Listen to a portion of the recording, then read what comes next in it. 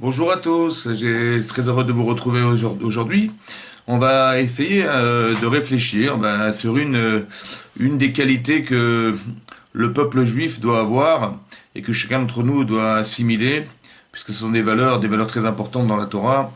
Et ces valeurs, et une de ces valeurs, c'est d'être Dan l'escav zechut, c'est-à-dire de savoir juger les gens favorablement, malgré les circonstances, malgré les conditions dans lesquelles ils se trouvent, a priori qui ne sont pas justifiables. Et là, il faut avoir la capacité de pouvoir accepter que c'est possible que les gens aient pu le faire par inadvertance ou bien par pas de la manière dont on a de les juger ou de les condamner.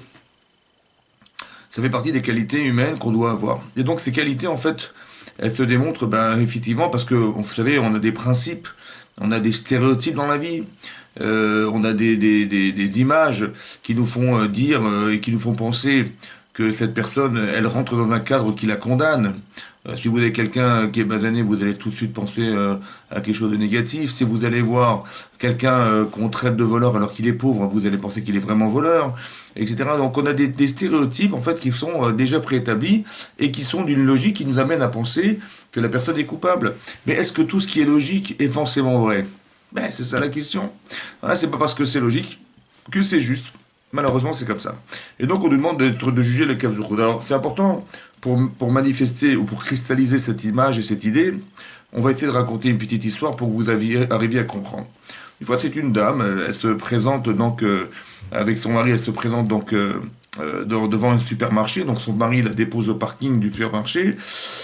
Et donc, comme son mari l'attend, effectivement, elle est obligée de faire vite, et donc elle va vite faire ses courses. Et donc, elle rentre dans le supermarché pour faire ses achats, et elle prend son caddie, et elle rentre dans le supermarché, elle commence à faire ses courses, et donc elle dépose ses achats dans son caddie, et puis bon, il fait chaud, vous savez, il faisait très chaud dans ce supermarché, donc elle décide de retirer son pull et de le déposer dans son caddie. Et donc elle continue ses achats, madame continue ses achats, elle arrive en caisse, elle est pressée parce que son mari l'attend, et donc elle dépose ses achats sur le tapis de la caissière, et elle passe ses articles. Après, elle récupère son sac, elle va vite mettre ses affaires dans son caddie, et elle s'empresse de retrouver son mari dans le parking qui l'attendait. Elle ouvre le coffre de la voiture, elle dépose ses achats dans la voiture, elle récupère son pull, et manifestement, elle se rend compte que c'était glissé sous son pull un paquet de confiture, un pot de confiture et un pot de café qu'elle n'avait pas réglé. Bon, elle s'est dit, oh là là, c'est pas possible, je sais que je n'ai pas réglé ces deux achats-là parce que je sais ce que j'ai mis dans mes sacs et ce que je n'ai pas mis dans mes sacs. Et elle s'empresse de retourner, donc retrouver la caissière. Et qu'est-ce qu'elle se rend compte elle va voir la caissière, elle dit, vous savez, je viens de passer, je dis, oui, je vous ai vu, bien sûr, je me souviens de vous. Il dit, voilà, il y a deux articles que je n'ai pas réglés, qui étaient sous mon pull. Et donc, je viens vous les régler. Il dit, ah, vous avez vu les deux dames qui étaient derrière vous? Dit la caissière. Je dis non. Il dit, bien, elle rigolait derrière vous, elle rigolait. Il dit, maintenant, je comprends pourquoi elle rigolait. Elle rigolait parce qu'elle avait vu que sous votre pub, vous aviez dissimulé ce pot de confiture et ce pot de café. Et elle a dit, bah, c'est une voleuse, elle est en train de les voler, donc elle rigolait derrière, elle va passer, elle va pas passer. Et puis finalement quoi? Bah, finalement, vous n'étiez pas une voleuse. Elle venait les régler. Et elle s'est dit, mais tu te rends compte? Ça veut dire que maintenant, ces femmes sont parties. Mais quelle idée elles ont de moi? Elles ont l'idée de moi que je suis une voleuse. Et je suis une voleuse. Mais je ne suis pas une voleuse. Ça veut dire que, bah oui, parce que manifestement, elles étaient cachées.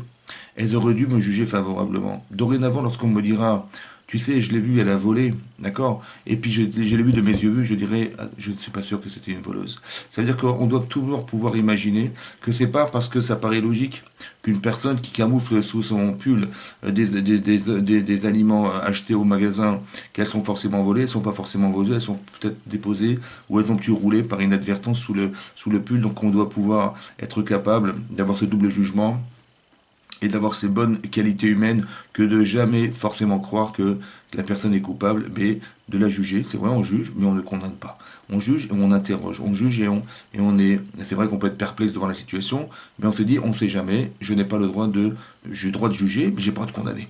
Et donc se dire peut-être qu'elle n'est pas coupable, et donc de pouvoir avoir ce regard objectif, comme Hachem nous regarde aussi de façon favorable, nous aussi on doit être capable de regarder de façon favorable.